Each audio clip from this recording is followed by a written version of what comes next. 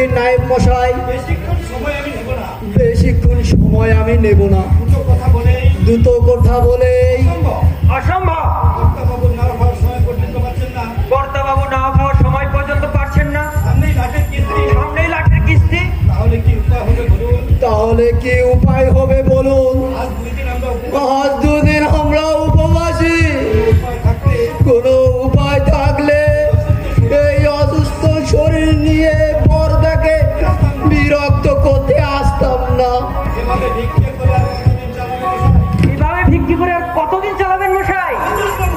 মহিতোষ বাবু, ছেলে বিক্রি করে দিলেন 40,000 টাকা। ছেলে বিক্রি করে দিলেন 40,000 টাকায়।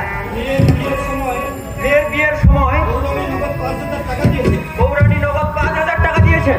তারপর মাঝে মাঝে হামেশাকে দিচ্ছেন। তারপর মাঝে মাঝে হামেশায় তো দিচ্ছেন।